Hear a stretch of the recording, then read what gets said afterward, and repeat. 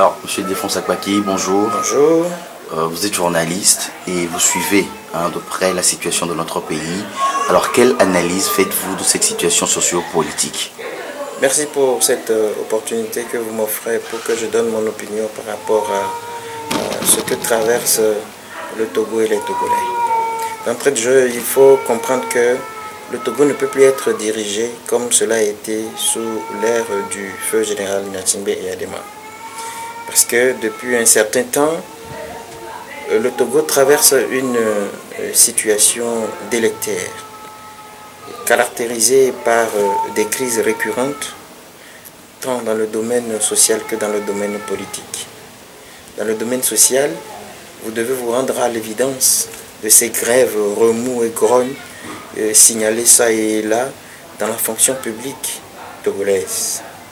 Et ces grèves, ces remous et ces grognes sont le fruit d'un certain nombre de doléances posées par les travailleurs togolais. Deux secteurs clés de la vie togolaise sont touchés.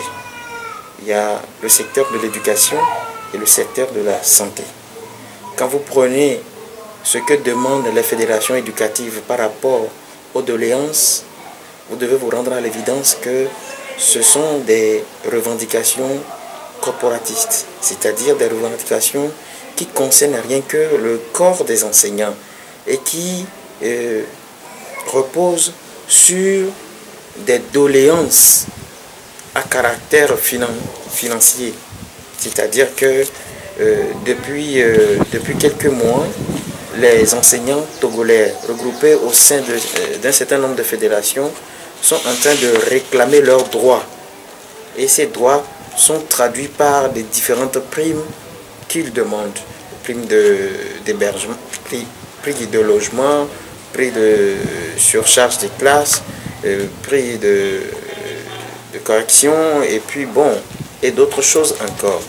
Mais bientôt un an, les dirigeants togolais ne sont pas arrivés à satisfaire ces besoins. Ce qui fait aujourd'hui que les enseignants, pour ce qui les concerne, ont durci le ton.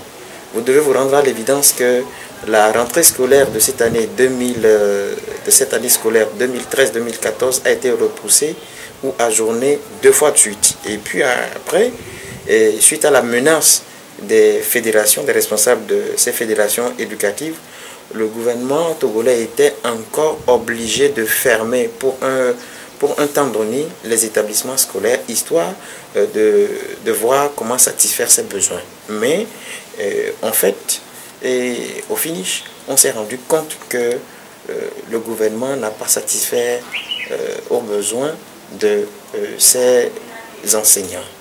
Ce qui a fait aujourd'hui où je m'adresse à vous, que les enseignants ont encore démarré une grève de 48 heures.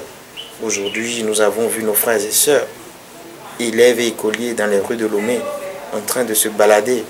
Et quand on a poussé la petite curiosité à leur demander mais pourquoi vous êtes encore là, vous vous baladez dans les rues, ils nous ont fait savoir que les professeurs n'étaient pas au cours. Alors, tout cela fait que l'éducation est en péril. C'est une situation qui donne à réfléchir et aux enseignants et aux parents d'élèves. Voilà ce que je peux dire concrètement pour ce qui concerne les enseignants. Quand nous prenons le cas des praticiens hospitaliers regroupés au sein du SYNFOT qui ont aussi donné de la voix, vous devez vous rendre à l'évidence que ces derniers ont déposé eux aussi un préavis de grève. Parce que, selon les informations que nous avons reçues, il y a certains praticiens qui émanent sur le budget autonome qui n'ont pas pu bénéficier des 20 000 et 30 000 que la synergie des travailleurs a pu obtenir à travers cette lutte syndicale. Et face à cet état de choses, les principaux responsables du SYNFOT ainsi que la base du SYNFOT ont demandé de relancer encore cette lutte syndicale, ce bras de fer pour obtenir gain de cause. Et il faut dire que toutes ces revendications, tant dans le secteur de l'éducation que dans le secteur de la santé, reposent sur ce que nous appelons argent. Et nous sommes très étonnés et éberlués de nous rendre compte que le gouvernement togolais, à travers les deux ministres, sinon le ministre de l'Éducation, est monté au créneau pour dire que l'État n'a pas les moyens financiers pour subvenir à cette doléance de ces citoyens togolais qui revendiquent leurs droits. Mais ce qui nous met un peu mal à l'aise, c'est qu'il n'y a pas d'argent et pourtant nous nous rendons compte que un seul voyage du chef de l'État à l'étranger coûterait dans les 500 millions de francs. Et pas plus tard qu'un mois, on s'est rendu compte aussi que il y a eu une information très folle qui a circulé dans les rues de Lomé, faisant état de ce qu'on a retrouvé une bagatelle somme d'1 milliard de nos francs dans un coffre-fort au domicile de la mère du chef de l'État. Nous nous rendons aussi compte, selon nos indiscrétions, que le budget annuel alloué au trésor public pour ce qui est du vote de ce budget contient des dépenses fictives qui avoisineraient des milliards, au moins 20 millions, 20 milliards au plus, 20 milliards. Nous savons aussi que certains ministères, certaines sociétés d'État ont des caisses noires qui avoisineraient des millions, voire des milliards. Et tout cela, si le gouvernement avait réellement la volonté de solutionner ces crises sociales, ces revendications, le gouvernement pourrait faire comme cela a été fait au Gabon, où le président Ali Bongo, au lieu de revoir à la hausse le salaire de certaines autorités, a plutôt essayé de les revoir à la baisse. On peut toutefois, dans le cas du Togo, revoir également cet état de choses pour que ces grognes qui sont signalées ça et là puissent prendre fin. Voilà ce que nous pouvons dire au niveau de ce que nous qualifions de crise sociale. Au niveau de la crise politique, vous devez vous rendre compte que depuis le 20 août 2006, le gouvernement togolais a pris des engagements pour revoir un tout petit peu ce qui se passe politiquement parlant. Et cela a été le fruit d'un accord appelé accord politique global, où le gouvernement s'est prêté à un jeu. Le jeu est simple. Le gouvernement a pris l'engagement de faire des réformes constitutionnelles et institutionnelles. Jusqu'à ce jour, plus un grain de cela n'a été visible et palpable sur le terrain. Nous avons également le rapport de la commission Vérité, Justice et Vérité, cette fameuse commission qui a rendu public ses travaux et qui a fait des recommandations à l'égard du pouvoir togolais qui visiblement n'est pas prêt à mettre en application ces recommandations. Et quand nous partons de là et que nous nous focalisons sur ce que nous appelons l'incendie des marchés, qui aujourd'hui est devenu une affaire d'État parce que impliquant certains responsables politiques, pas des moindres, de l'opposition, nous devons nous rendre compte que il se pose un réel problème. D'abord, tout au début de cela, où on a remarqué que les textes même les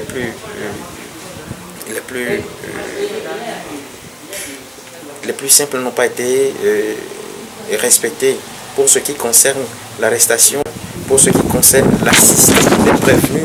l'assistance des prévenus et tout son corollaire n'a pas été respecté. Ce qui fait aujourd'hui que bon nombre de responsables politiques membres, surtout du collectif Sauvons le Togo, sont inculpés. Et pas plus tard que la semaine dernière, ce collectif, les responsables de ce collectif ont rendu public un rapport dans le même sens pour dire nous ne sommes pas responsables de ce qui s'est passé, mais nous avons été arrêtés, nous avons été inculpés, mais en fonction ou bien au nom de l'article 195 du Code pénal, il nous est demandé, lorsque nous sommes en face d'un crime où nous connaissons leurs auteurs, l'article 195 du Code pénal nous ordonne de signaler ces criminels. Et donc, vous voyez que ce rapport, une fois parvenu aux autorités, le procureur de la République s'est prononcé en disant qu'il n'est ni mêlé, il n'est pas d'avis ou bien il n'est ni mêlé de ce rapport. Alors que le procureur de la République, dans un état donné, on sait que c'est lui qui représente l'État et la société. Quel que soit le délit, quel que soit le crime qui est commis, quand bien même que c'est des rumeurs, il incombe au procureur de la République d'ouvrir une information pour la véracité ou non de ce qui se passe. Et donc, nous sommes rendus compte que les responsables du collectif Sauvons le Togo ont envoyé un courrier au procureur de la République et au doyen des juges d'instruction pour leur dire que voilà, nous avons un certain nombre d'éléments concernant ce dossier et nous vous les faisons parvenir, et en même temps nous disons que nous portons plainte contre X. Et donc tout cela ramassé pose aujourd'hui un autre problème, et c'est le problème des auteurs. Mais ce qui fait mal, c'est que l'élément matériel qu'est le grand marché a été détruit. Et donc il sera très difficile aux responsables du collectif, au collectif Sauvons le Togo, de demander une contre-expertise si éventuellement le procès s'ouvrait. Maintenant, il faut aussi souligner ce caractère d'impunité qui sévit toujours au Togo. Nous en voulons pour preuve que l'assassinat de nos frères Anselme Sinandare et Douti Sinaleng, qui ont voulu faire valoir leur droit à l'éducation conformément à l'article 35 de la Constitution et qui ont été lâchement assassinés par les forces de sécurité. Jusqu'aujourd'hui, le peuple n'est pas situé par rapport aux auteurs de ceux qui ont perpétré ce lâche assassinat. Nous en voulons pour preuve également cette arrestation arbitraire, cette condamnation du président de l'association des victimes de la torture au Togo. Je veux nommer le commandant Olivier Aman, qui déjà vient d'épurer la moitié de la peine qui lui a été donnée. Et normalement, selon le code de procédure pénale, en son article 113, ce dernier doit normalement recouvrir la liberté provisoire.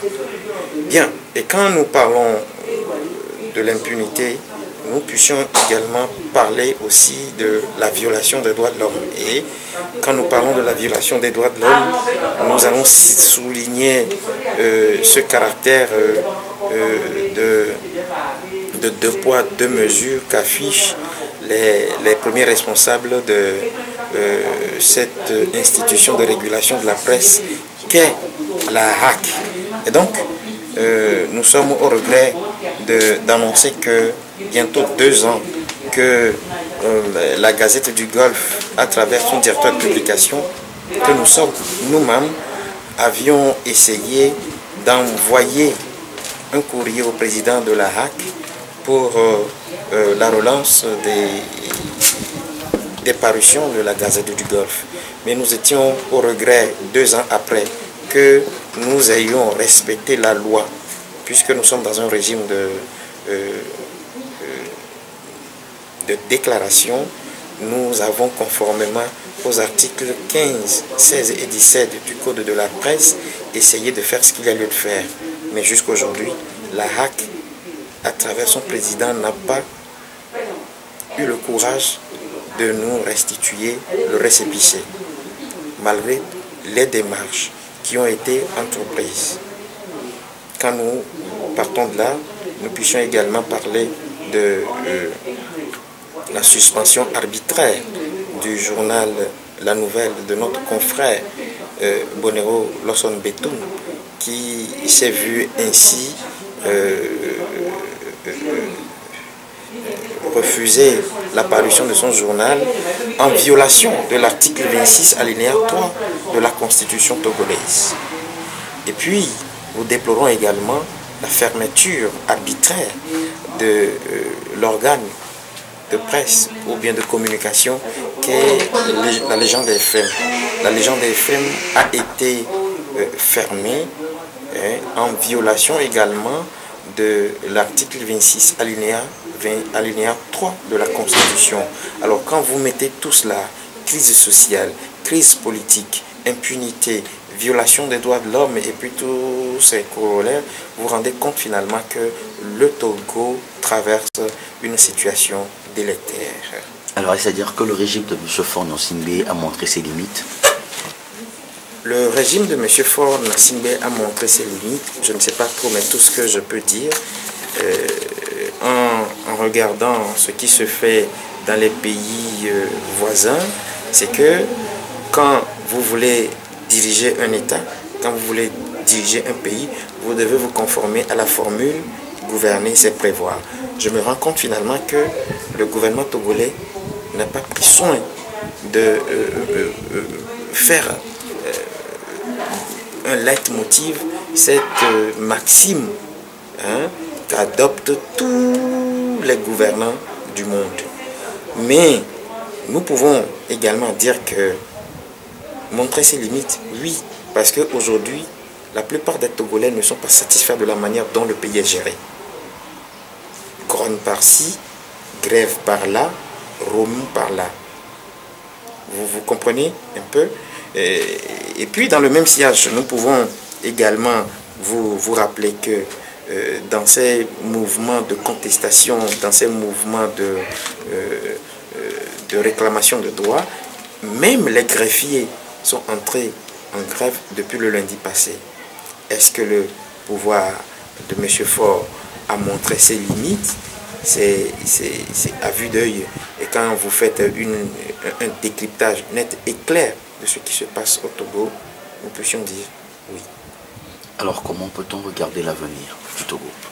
L'avenir du Togo, je l'ai dit tout à l'heure, il faut que les autorités togolaises essaient de mettre cette maxime qui dit gouverner, c'est prévoir. Et s'ils ne l'avaient pas fait par le passé, il est grand temps que le régime de M. Faure essaie de mettre en pratique cette maxime. 2. Il faudra également que le régime togolais arrive à comprendre que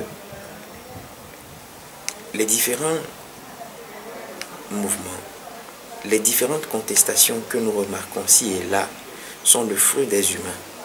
Ces humains qui sont regroupés en entités.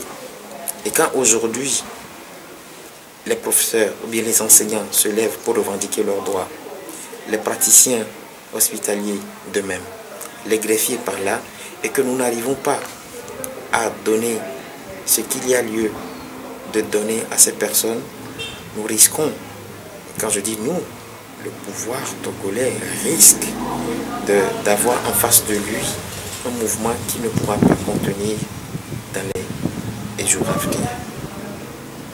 Alors, devrions-nous donner raison au prophète Ésaïe qui avait prédit la mort et les maladies de certains responsables haut placés au sein du régime? Le prophète Isaïe a agi en tant qu'homme de Dieu, à en croire ses termes. Mais ce que je peux dire, c'est que tout homme est exposé aux maladies. Est-ce sa prophétie qui a commencé par agir? Je n'en sais trop, mais tout ce que je sais, c'est que quand vous commettez une erreur et que l'erreur est très grave, condamné par les lois de la nature, vous devez subir le châtiment des lois de la nature.